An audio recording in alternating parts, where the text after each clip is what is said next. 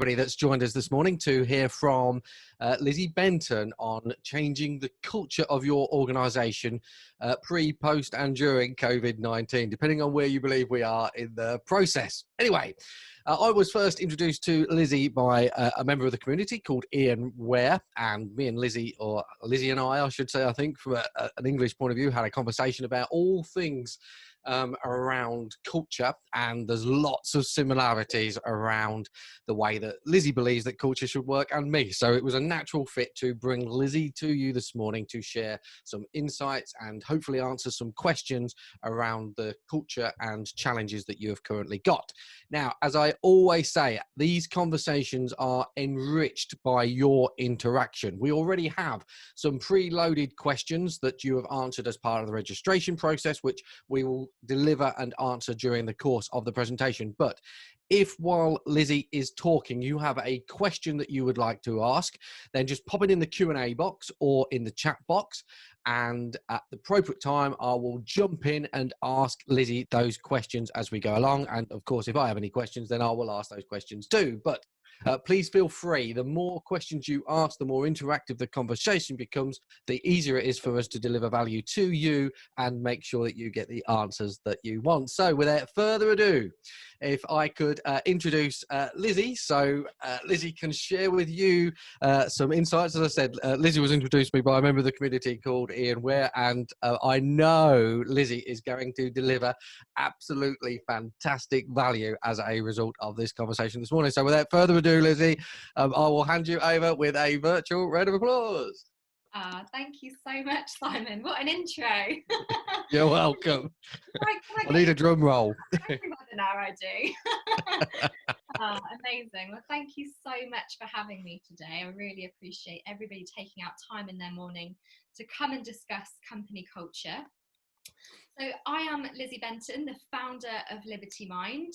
I'm very passionate about company culture, and this is my day job. So I help organisations across the UK improve their company culture.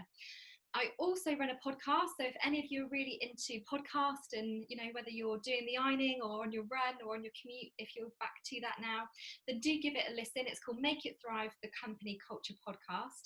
And on that, I interview lots of different businesses about what they're doing about their company culture and some of the radical changes they're making. And do feel free to connect with me at any time on Twitter or LinkedIn as well. So the first question I want to ask all of you this morning is, are you 100% here with me?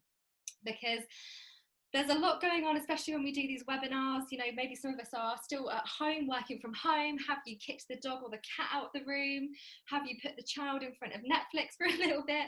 So I just want everybody to really feel that they're 100% here with me, ready for this journey, because I've really put so much into this morning's session, because I want you to be able to take away as much value and practical tips as possible, so that everything that we can discuss this morning is something you can literally start doing from this afternoon.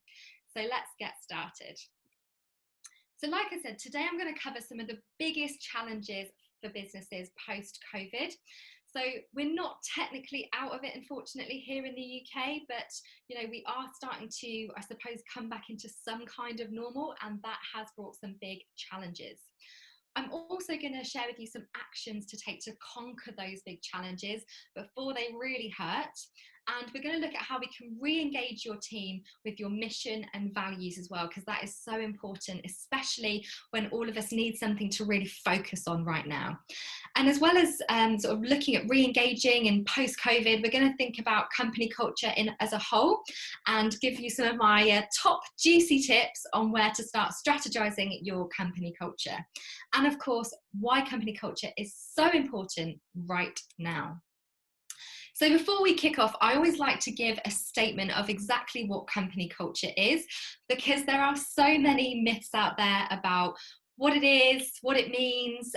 You know, there's a lot of kind of misconceptions, I suppose, around what company culture really is. So this is the best statement I believe represents what company culture is, and that is, company culture is how you do things in your business that encompasses your organization's values and purpose. And just to help clarify that, I'm going to share a few examples today as well about some businesses doing company culture really well to help inspire you. So, what's coming up? That's where we should probably start with. Right now, it probably feels like your company culture, or your business at least, is feeling a little bit messy, a little bit chaotic. Things perhaps feel very overwhelming because there's so many changes happening. It literally feels like an explosion has gone off, and now we're all kind of turning up with a dustpan and brush trying to clear up the mess. And so some of these challenges are things that you might be experiencing, other businesses might be experiencing, that you're perhaps working with. So, for example, the first one is redundancies. We can't ignore the fact that there have been many redundancies during sort of post-COVID, should I say. So this is the latest data from The Guardian about the number of redundancies that have happened here in the UK. As we can obviously see, there are particular industries that are being the most heavily affected, especially in regards to hospitality and leisure. I'm sure many of us had a holiday we were meant to be going on over the past 4 months that has been cancelled in some way or another. So I think we can all understand exactly the businesses and the industries that are being impacted the most by redundancies. The trouble with obviously redundancies is, you know, it's the elephant in the room. Nobody really wants to talk about it in business, but it causes all kinds of red flags when they happen. So obviously a drop in productivity and team morale happens when redundancies happen, because it's a very fear-driven area for people that remain. So those who are, you know, already perhaps worried about their job security during this time, when redundancies happen, that fear is then heightened.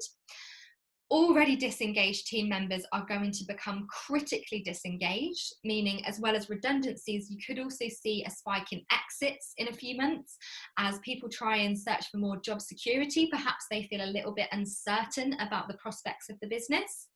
And of course, the biggest frustration for any employee left in the aftermath of redundancies is workload increasing. This causes a lot of frustrations, as all of a sudden people are taking on new roles, maybe new responsibilities that they didn't have before the redundancies. So this can cause a real icky, difficult conversation in a company culture and really cause a lot of turbulence. Of course, the best thing to do when the redundancies happen, because they are going to happen, they do happen sometimes, you know, in a crisis such as we've gone through, they are unfortunately inevitable in many businesses. But there are so many things you can do in order to recover from redundancy crisis. And even on my podcast recently, I spoke to the founder of a marketing agency in Norwich, and they grew very quickly and had to make redundancies. She totally admitted, the sort of managing director, that it was completely, you know, some of the faults of her own, but actually they managed to grow out of it, even though it's a really difficult situation. And so it can happen. It doesn't mean that all of a sudden your culture is going to change. It honestly means that a lot of the time it's just going to be kind of reignited, refreshed, and you need to get everybody back together. I found this fantastic quote from Michelle Ricklin, who wrote for the Huffington Post: "Layoff survivors are often not sure why they made it, while their peers didn't.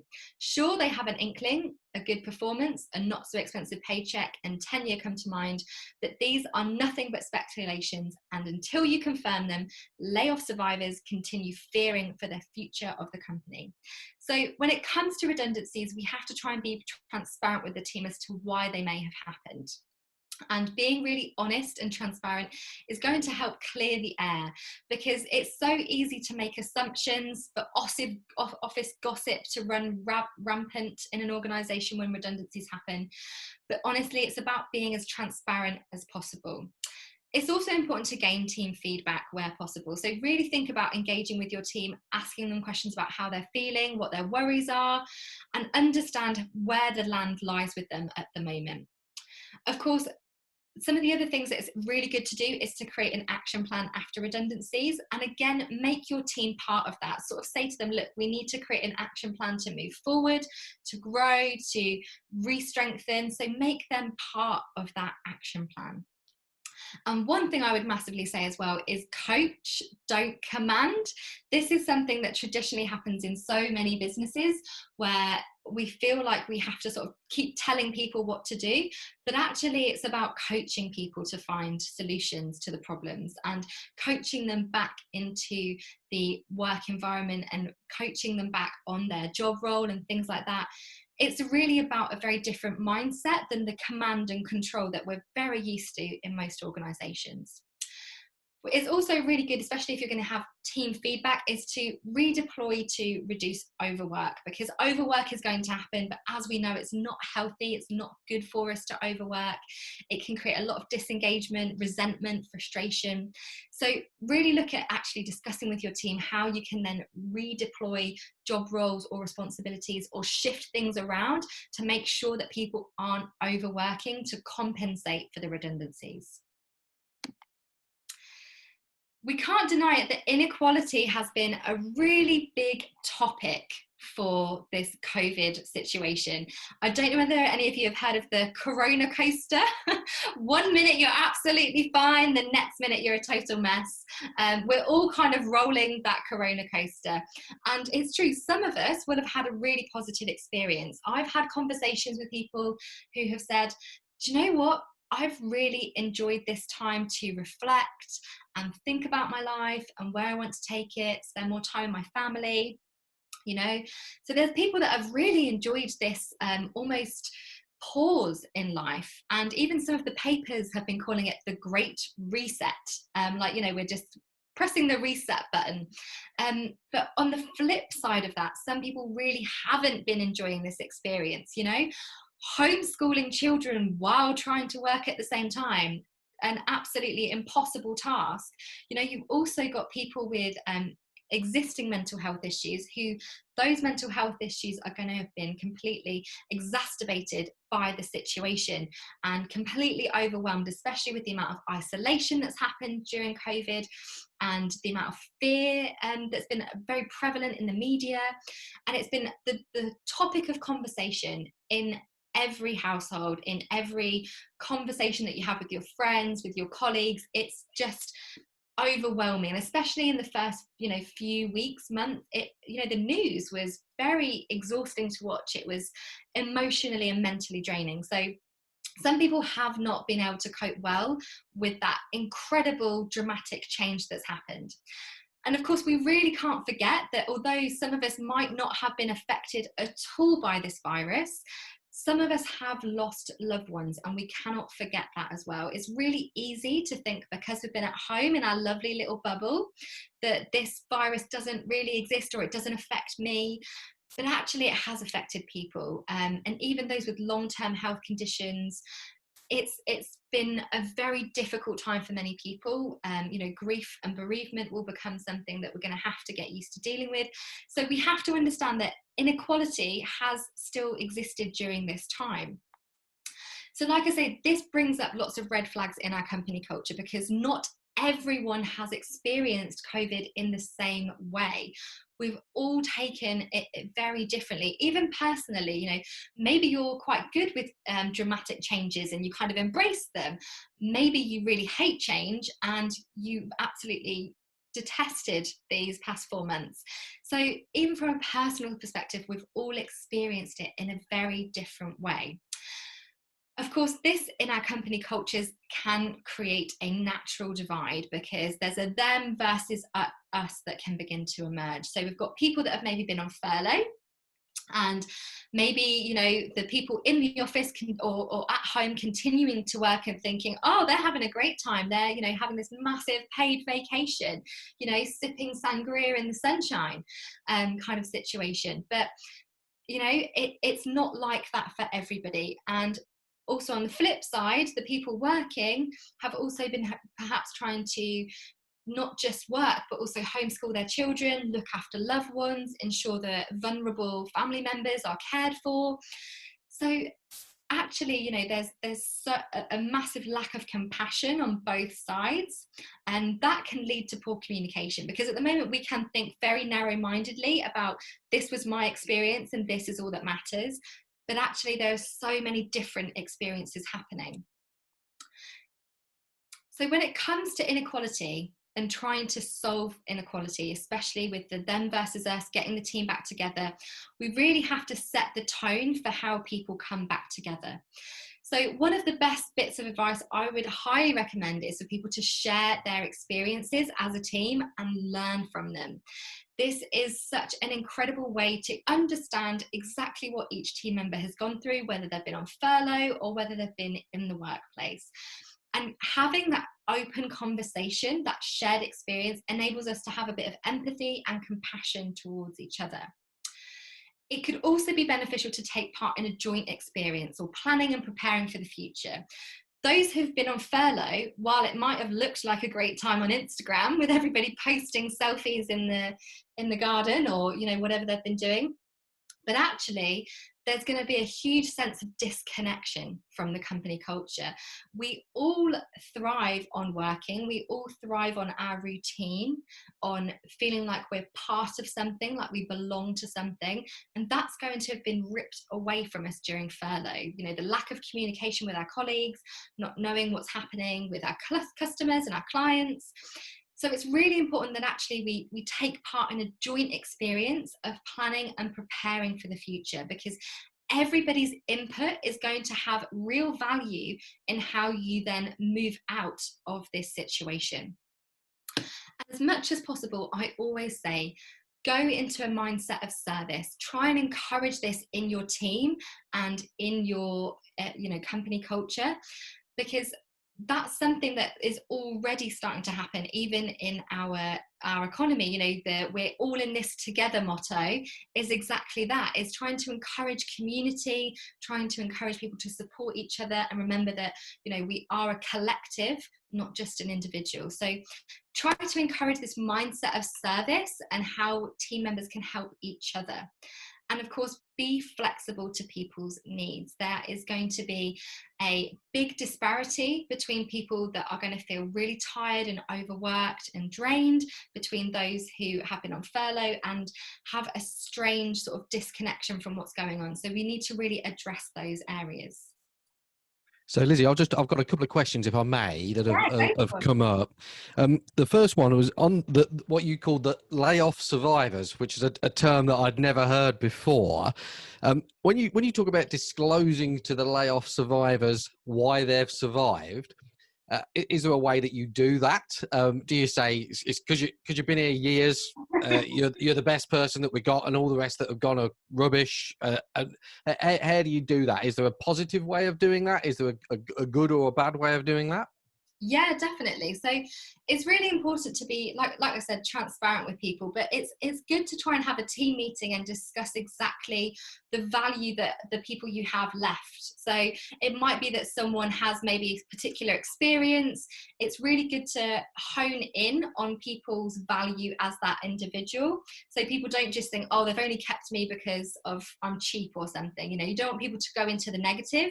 So you have to really hone in on what the value it is, that why you're keeping that person, what value they're bringing to the organization. Okay, so explain to the survivors the positive aspect of why they are still there, basically. Yeah, absolutely. Yeah, definitely. Because it might be that you could say it's shifting in a new direction, but it's very unclear. That seems very ominous sometimes, like, when people say, oh, we're just shifting in a new direction, and but actually it's really important to make people see value in themselves and feel confident in what they're bringing, because what you don't want to do is make people feel like, well, if I'm just cheap, then I'm going to move anyway because maybe I can get better pay somewhere. Better money somewhere else, yeah. Very much Yeah, so. Okay, thank you. You really need to hone in on those particular skill sets that those people bring to the organisation. Excellent, thank you. And the second question from Steve, on the joint experience or planning and preparing for the future, how do we do that at the moment? Should that be physical if possible, or if some people aren't comfortable with being physical, do you have part physical and part Zoom, or do you have everybody on Zoom? So the ones that I think that's a really interesting point. Steve, I've elaborated on Steve's question, but what's the best way for that to happen, do you think? Yeah. Personally, I think as much as possible, it's better to do it together in a physical environment, but I'm fully aware that not everybody can come back into the workplace physically at the moment. So if you can do it part Zoom, part physical, where you try and get people to, Zoom into the room that you've hired out or that you've got a meeting space or something, it's really important, because the reason I say always physically is because there are certain natural interactions that we miss on digital formats. So it's the natural casual conversations that happen, or someone picking up on something that someone else has said. That doesn't happen as naturally in a digital environment. So we can't replace that, unfortunately. So as much as possible, the reason it's good to do it in a physical environment is because people can interact much more naturally than being forced onto sort of a digital environment. So I definitely say as much as possible, do it physically, but if there are team members that need to Skype or Zoom in, then do that. But the reason I say planning and preparing for the future is because it's one of those things where, and I don't mean to trigger anybody, but there might be a second wave. There might, it might happen again later on in the year. So planning and preparing is a positive way to try and reinforce people to come together with a plan where they feel like they're contributing in some way. So they're not being forced down a road that doesn't feel like it really suits them. They're actually contributing. And the more we feel like we have control over a situation, the much better we feel about when it's implemented, rather than when someone's commanding you to do a certain thing. Brilliant. So if we can do it physically with the law and guidelines as clear as they are, or not, as the case may be at the moment, then do it. If not, some physical, some Zoom is better than all Zoom. Yeah, definitely. Brilliant. Excellent. Thank you, Lizzie. No if anybody else has got any other questions as we go through them, as I said at the beginning, please feel free to pop them in the Q&A box or in the chat box, and I'll gladly interrupt and expand on any points for you. So thank you, Lizzie. No problem. So the next big kind of dark cloud looming over our company cultures is health and safety. Because let's be honest, we've all had to invest a lot of time and money into making sure that our workspaces are going to be safe for people to come back into. At the moment, the latest data from Forrester says that 41% of people are now afraid to go to work. And of course, this brings about all kinds of issues, because like I said, in a physical environment where we're all together, things happen much more naturally. And this brings up a lot of red flags when it comes to health and safety. Not everybody feels confident to come back into the workplace. There are still some vulnerable people with long-term health conditions who can't come back into the workplace. So that brings up lots of issues in itself as well. And then there's also creating all the new procedures and policies that are not only costly and time consuming, but as well, it can feel really bizarre and strange to walk into an environment you're really, really used to, and for it to be dramatically changed in a way that is completely alien to you. So some of us are going to have real kind of almost mindset and mental kind of shifts, because we're thinking, this isn't the place I'm used to feeling so comfortable in, and now all of a sudden it's very clinical or very medical, and that can really put our backs up and make us see things very, very differently. So this can naturally cause us to have these interruptions in our company culture, because things don't feel as natural or as organic as they used to. But there are always ways to fix it. So 100% is about showing compassion and making work safe for everyone. So when you do these kind of changes, consider how these changes are going to impact your team and get their feedback. How are they feeling about coming back to work? What are their worries? What are their concerns? It's not just them personally, but we also have to think about the people that they share an environment with. So it might be that they live with an elderly parent who's very vulnerable. It might be that their partner has a long-term health condition. We have to be very compassionate that it's not just about that individual coming back into the workspace, but it affects their entire family. Especially through this crisis, it's not just like that one person. That person then goes home and has to then communicate and sort of, be with others. Again, as much as I don't want to trigger anybody and worry anyone, discuss what could happen if a second wave comes. So how could things shift, or how could you do things differently that will make you all feel more confident and in control of your workspace? It's really important to do this, because so many of us, we get much more motivated when we can take part in things, when we can participate. So there's a fantastic study called the IKEA effect. It's definitely worth researching. And essentially what it is about the more we make something ourselves and we contribute, the more we put value on it. So it's essentially, why baking kits in the supermarket are more expensive than buying muffins, because we really value the experience. And it's exactly the same in the workplace. People value being part of contributing to the company culture and the changes that are being made. So really ensure that you're getting people to take part. And my last bit of advice in regards to health and safety is use this opportunity to build team resilience. Resilience is going to be a huge soft skill that needs to be developed as we continue to grow our company cultures and things change. And it's one area that I don't see enough people working on. Resilience is going to be something that enables us to bounce back from these situations. And the more we practice resilience, the more we train on resilience, the more we can be adaptable to things that might happen in the future.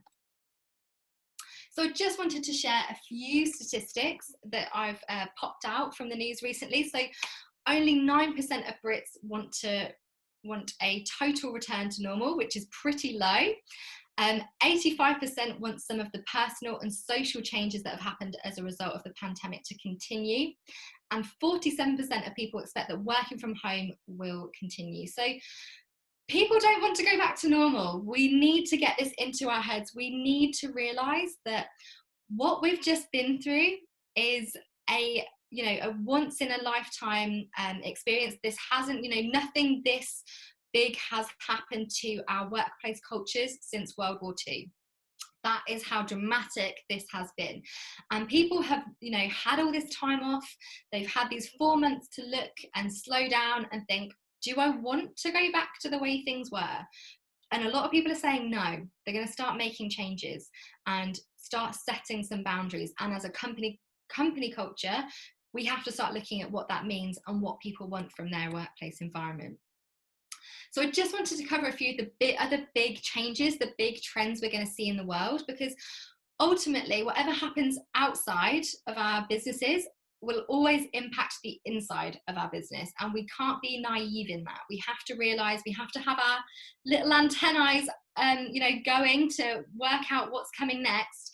So a big rise in online and digital businesses. We've already seen that. So lots of businesses giving digital courses, maybe even I've seen hairdressers doing like online tutorials to cut your own hair and styling and all sorts. So there's going to be a huge rise in digital businesses, because those that weren't already digitally savvy are now going to be forced to be digitally savvy.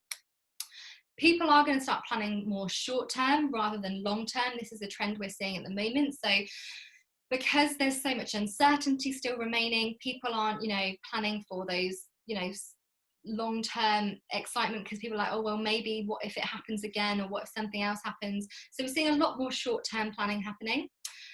People are investing in self-knowledge. So this has dramatically increased over the past 4 months. So a lot of people on furlough have actually been taking part in online training courses, getting coaching or therapy, taking up new hobbies and skills.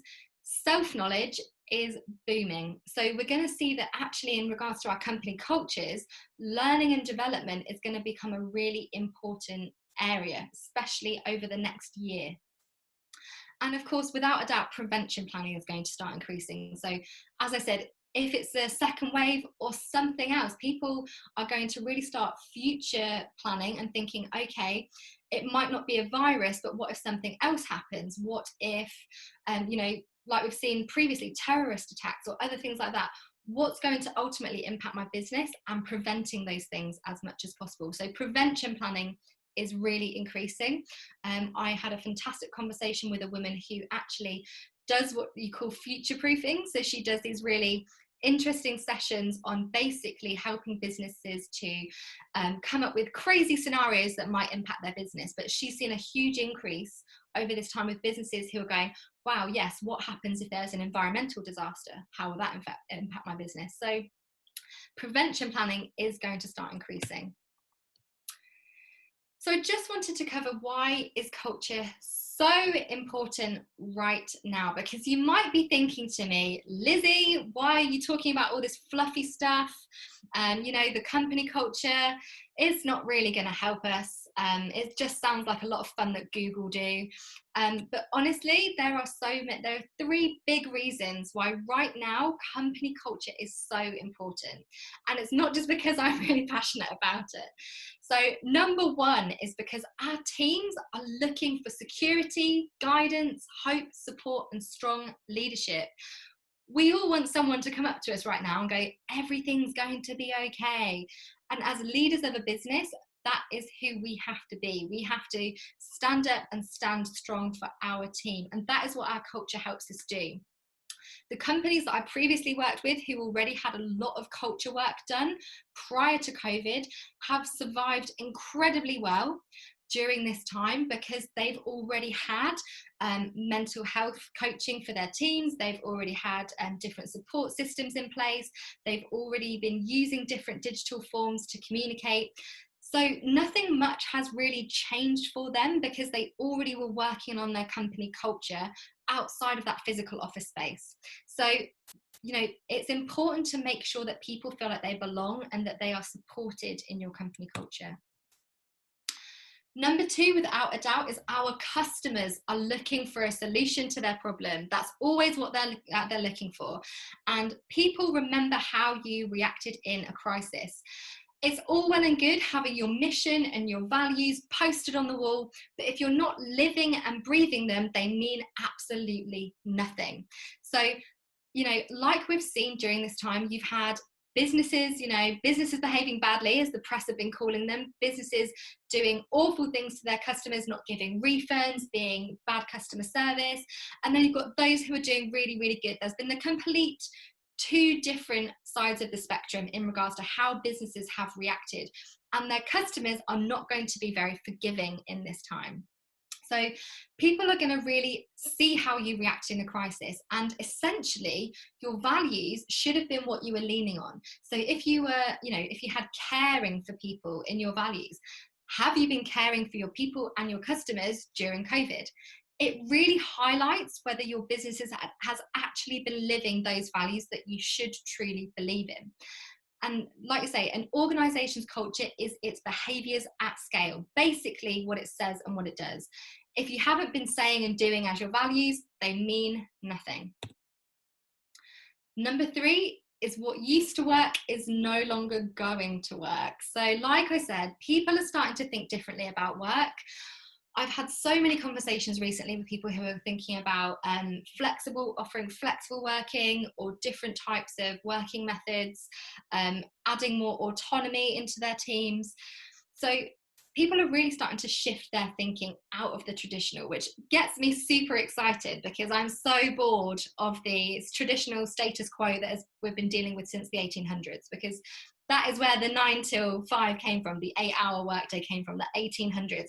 We are working 200 years out of date. Nobody else would work to do anything 200 years out of date, but for some reason we still believe in it. But anyway, off my soapbox. So we need to get used to changing things. So working hours are going to be questioned. That is going to be a no-brainer. How people manage their work is going to be questioned. So, are we working smarter or are we working harder? There are so many tools and systems out there now. There is so much technology that can enable us to do things more efficiently and quicker. It's not replacing humans. It's simply making us better and more efficient at the very job we do.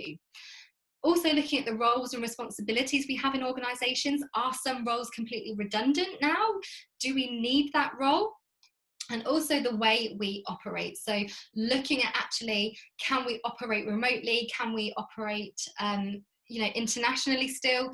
There's going to be a lot of questions about what used to work and thinking about how it works now. And our culture helps with that, because as soon as we have strong values and behaviors, we can then thread that through. So re-engaging your team, because everyone's kind of up in the air at the moment. Everything's a little bit, you know, like I keep saying to people, we've just been through the biggest workplace experiment ever, an unintentional workplace experiment, but still, it's been a big workplace experiment. And I think it's changed our minds a lot on some of the things that has happened. So one thing I would say is, before we do any changes, we must change our mindset. So mindset is something that's really important when it comes to company culture, because essentially it's change, it's thinking about transformation, and we must do that from a place of growth and consistent learning, rather than a place of this is how things should always be done. The reason for that is because company culture is a journey. I get asked all the time, how often should we make changes to our company culture? And I say consistently, because there's no such thing as perfect. As much as we would like to say, oh yes, Google have a fantastic, the perfect company culture, Microsoft have a perfect company culture, and all these other businesses have a perfect company culture. There is no such thing, because things are always changing in our outer environment, which ultimately means things will then change within our company culture. It's a consistent progress. So as I always say, progress, not perfection. Let's make good, big impact, but keep trying to make sure that we continue to turn the dial up on things that really matter. A great example is, obviously during the lockdown, we had Black Lives Matter campaign. And this is something that isn't new. Okay, we have Black History Month every single October.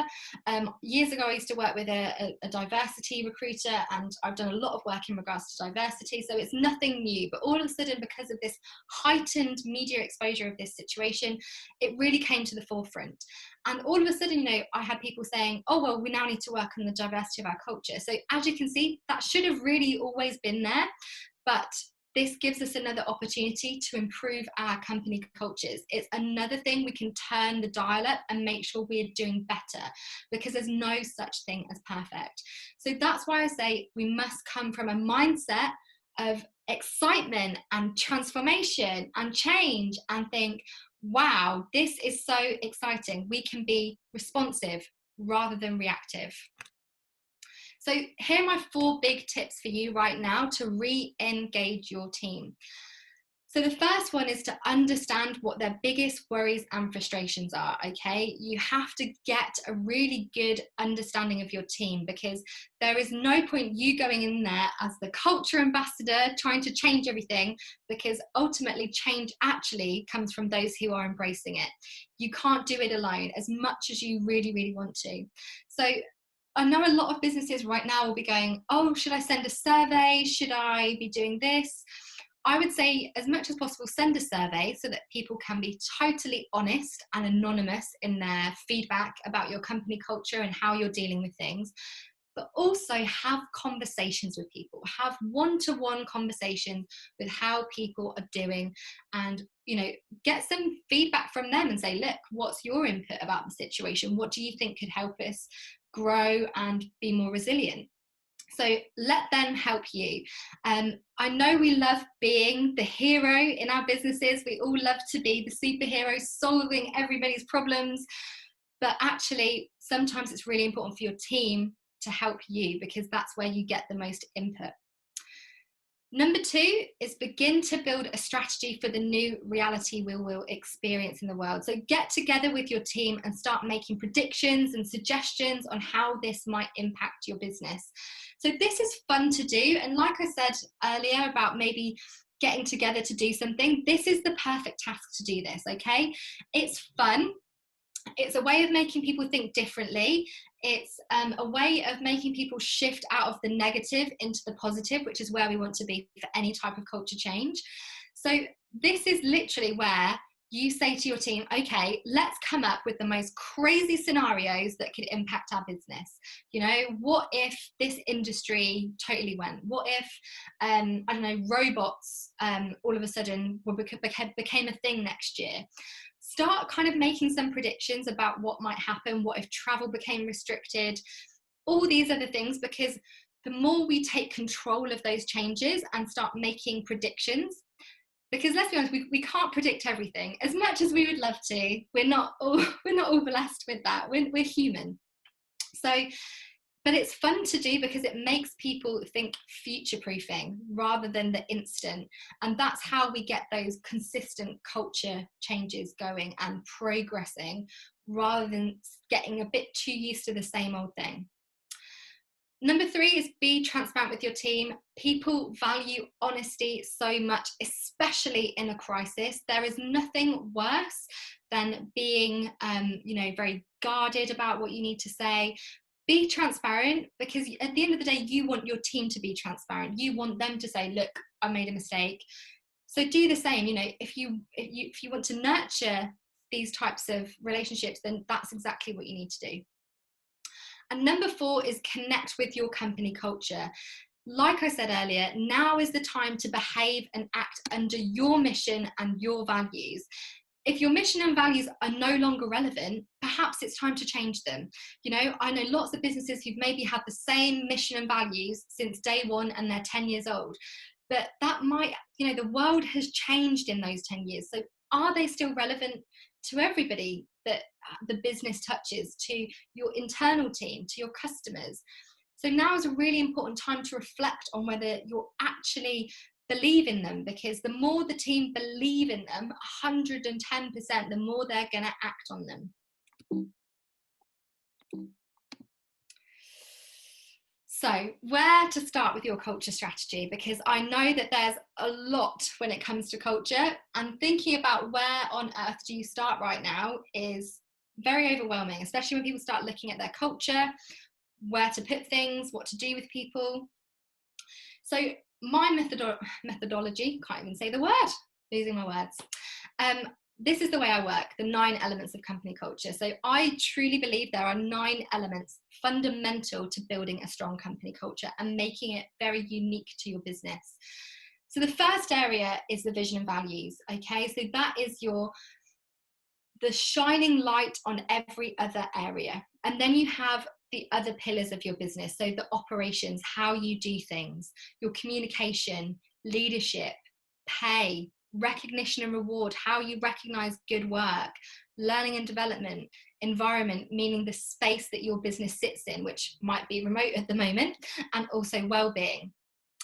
What I always say to people whenever I start, and whenever I do what I call a discovery session with people, I get them to rate themselves out of 10 on each of these elements. So 0 being, we seriously need to do some work on this, and 10 being, we are awesome at this. So I get everybody to rate themselves out of 10 on each of these elements. So even do that right now, maybe take a screenshot of this, or, it's on my website as well. So this is, just screenshot it, score yourself out of 10 on every single one of these elements.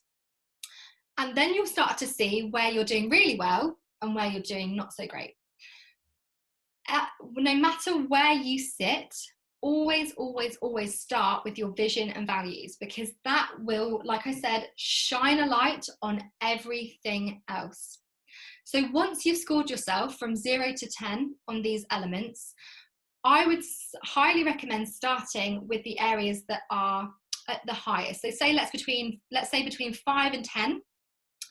That is where I would start with your culture strategy, because that is where you're probably doing quite good, but maybe you need to turn the dial up on improving it. And so that is what I would call your quick win. That's an area that you could perhaps turn the dial up. It will make a very immediate impact and people will really notice it, and it will just start motivating people and get the cogs running. The other areas that are from maybe a 5 to a 0, so much lower, are the longer term culture strategy work that you need to do work on. It's your biggest gap that means it's going to take the most time to work on. So the reason I say this is because, especially during a crisis, people want to see change and action. Okay, as the saying goes, nothing shifts unless something moves, and we have to make movement. We can't make movement on really big gaps during a crisis, because we need to lift up morale as much as possible. So the only way we can do that is by dialing up something that is already good to make it amazing. So hence why your biggest gaps are things that you need to work on long term. That's something that you need to work on over the next 3 to 6 months, whereas those smaller things are something you could probably work on in the next few weeks. Okay, so definitely score yourself out of 10 and use this as your guide, a very basic guide, I know, but that this is so helpful when trying to see where your gaps are. And like I said, your vision and values shine the light on the path, because this is where what you say and what you do is threaded through your communications, the leadership style, the learning and development, everything. And I will go on to explain shortly how this can happen. So a lot of people might think, what on earth is a mission, a purpose, values? What does that all mean? Because it can get really confusing when people do values work. They can think, well, what is it? So a mission is what big goal or outcome is the organization committed to? So this is something your business is really, really committed to, okay? What big goal or outcome is the organization committed to? That's your mission statement. Your purpose is your why. Why does that goal have to be achieved? Who benefits? Who is benefiting from you trying to achieve that mission? And the values is how your company will behave to make that happen. So it's the actions and behaviors, the attitudes that will help you get to that mission.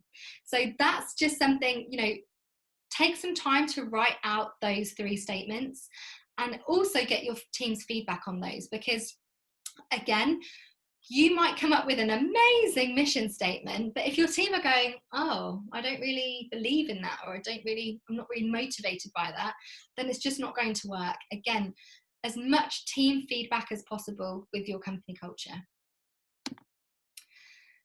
Now, I always like to give examples of company cultures doing it really well and how they are threading their values into their organization. So Patagonia, I'm sure many of you have heard of Patagonia, the clothing brand. They are global. Well, they have been going since the 1970s, and believe it or not, they have one of the most interesting company cultures, because they literally live and breathe their mission. So Yvonne Chouinard, their founder, wrote a book, Let My People Go Surfing. It is one of the best books I would recommend in regards to understanding company culture, because it really comes from a place of purpose. And I believe that is almost like the magic sauce, should we say, for trying to make a culture change. So the reason I get so passionate about Patagonia is because they are huge about the environment. So ever since the 1970s, when they were just making climbing equipment originally, they didn't even have a clothing brand, they were just making climbing equipment. They were very aware of their environment and the impact that their products had on the environment.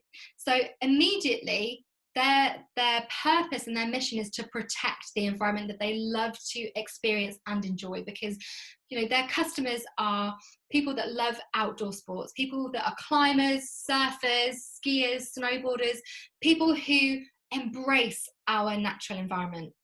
So their key purpose is to protect that environment that everybody enjoys, and they thread this throughout their organization. So for example, obviously these are their values. So build the best product, cause no unnecessary harm, use business to protect nature, and they're not bound by convention. But they do some super cool things. So at Patagonia, as part of their kind of onboarding and recruitment, you have to be very passionate about the environment. You have to show that you've been part of campaigning against environmental causes.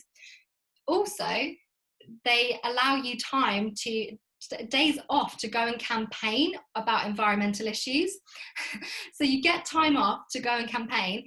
If for some reason you get arrested for campaigning against environmental issues, then they will actually pay your bail up to, I think it's about $3,000.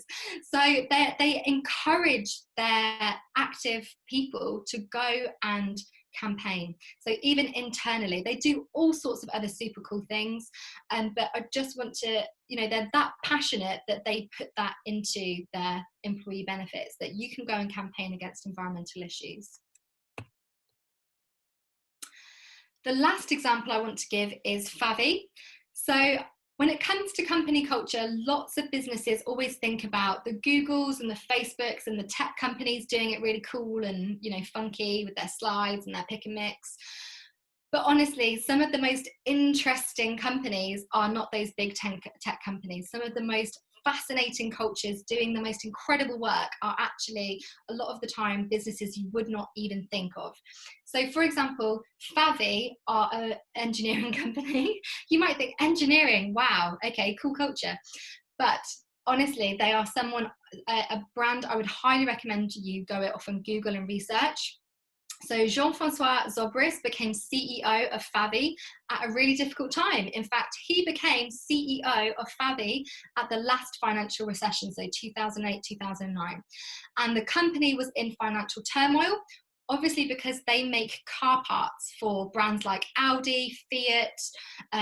So, you know, all of a sudden people weren't buying cars, which means the drop in manufacturing of car parts dramatically reduced. So the company was in financial turmoil, can't even get my words out. But instead of keeping this covered up, Jean-Francois literally stood up on a box in the factory with all the team around him and said, look, if we don't make some cuts, I'm going to have to make redundancies. I don't want to make redundancies, but I'm going to have to. He said, you've all got till the end of the day to help me come up with a solution. I'll be in my office. Come and talk to me what you think we can do to save everyone's jobs and keep the business going. They all came up with the idea to essentially have a pay cut for 3 months to help the business, and then keep reassessing that pay cut every 3 months, just to make sure that everyone could keep their jobs and the business could keep running. So it's just a fantastic example of leadership and how actually, you know, a CEO was very transparent with his team about what was going to happen, and they helped come up with a solution collectively. So they're a fantastic example of a culture doing things very, very clearly and purposefully within their organization. So I just want to cover, obviously, that change happens, like we've seen with COVID. People, the world, technology.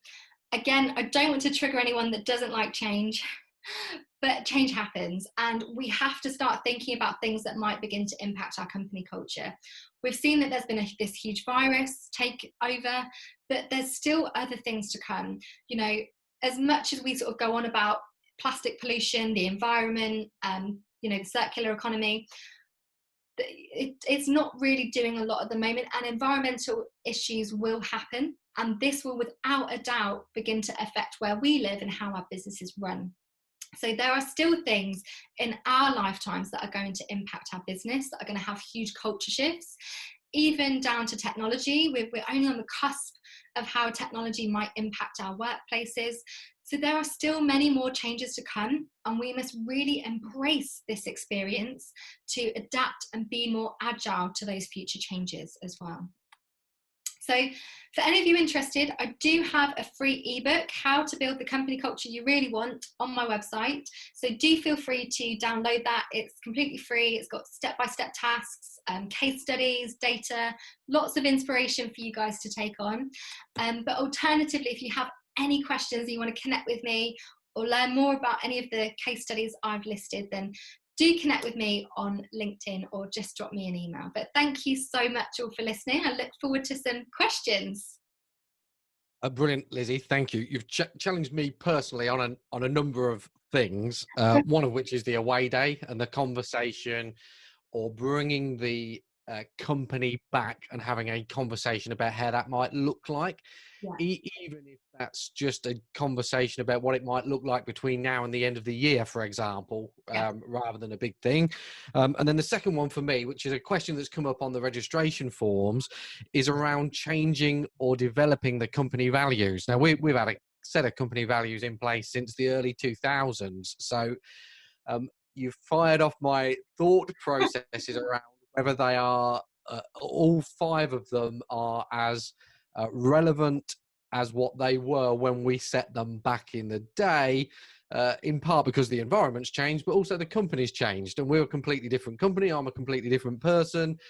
we're a different organisation to what we were 20 years ago. So just going on from that, Lizzie, the question is, and I know this question comes up lots, do I set the values and then share them with the team and then hold them accountable to the values? Or is it the other way around? Do I get the team to create the values and then they hold themselves accountable to that, even if me as the leader don't really agree with those values, or those values are not quite congruent with Simon? How do we deal with that, Lizzie? I definitely think that's a fantastic question. So the way I would approach, the way I always say to approach it, is to get everybody to contribute to the values. So whenever I work with an organisation, we have a really big sort of brainstorming session.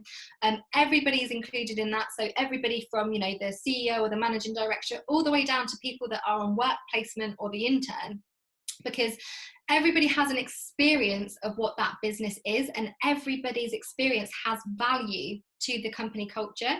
So because you're seeing it in so many different lights, it's interesting to put all the words down, put everything down that people think, how behaviors, attitudes, you know, what does it mean to be part of this business, putting all of those down. And a lot of the time, if you've already got generally quite a succinct culture, you'll notice that a lot of the words are very similar, and there's a bit of a similarity in the words people are using, and then you can come together and essentially get people to come up with them. But having you and the team part of that is essential, because the team don't only have to be accountable to them, but you have to be accountable to them too. Yeah, brilliant. Excellent. Thank you. And then I've got a question from Jill. How do you deal with a member of the team who does not get on board with the culture? So if you've got somebody that's resisting the culture, how do you deal with that? Oh, great question. So generally there's there's 4 categories of employees and their mindset on culture. So essentially where I put those is what I call, it sounds really negative, the defector. So just not interested. So you normally have like the defector, really anti-culture, doesn't really believe in it. You have neutral people, not really bothered. You then have people who are like influencers, so maybe they'll say the odd thing. And then you've got ambassadors who are really, really passionate about culture. Maybe they've experienced bad and good culture, so they're really going to drive with it. So you have these kind of four levels of people essentially. Getting that defector to become even neutral or even an influencer takes time. And what's important is, the reason they don't essentially get on with culture is because they don't see the real difference it makes. They don't really understand the impact it has on the business. So what you have to keep doing is showing them the wins that are happening. So you always have to keep sort of encouraging them along, going, you know, getting the influence to say, oh, look at this win we did, like with the culture, like, isn't that great? And just getting them to generally, the more people you've got in that influencer and ambassador area, the more you can then help nudge the defector along gently. Brilliant. Excellent. Thank you. I'm just conscious we've got 2 minutes left. So there's a couple of questions, and I will précis them because they're all around the same sort of thing. How do you deal with resistance of people to return to the office? Whether that be through fear, or the fact that they've got kids at home now, or they've enjoyed it and they don't want to go back to the office. What do you do? Hold a gun to the head? How do you work with that? Oh, it's so difficult, this one, because legally you are allowed to, like, you know, you have every right as a business to basically say you've got to come in. You can basically be a real bull about it. You know, you can really force them in with your legal obligation. But just because it's legal doesn't mean it's right, is what I always question. So I suppose personally, for me, I think it's about having compassion for people, because not everyone will want to come back into the work, and it's understanding that person's frustrations or why they don't want to come back into the workplace. So is it based on an anxiety or a fear? And can you discuss with them, is there ways that would make them happy about coming back into the workplace? And second to that, I would then question the questioner and say, why do you want them back in the workplace straight away? I suppose if things have been working over the past 4 months, I would question what's the speed of getting someone in so quickly.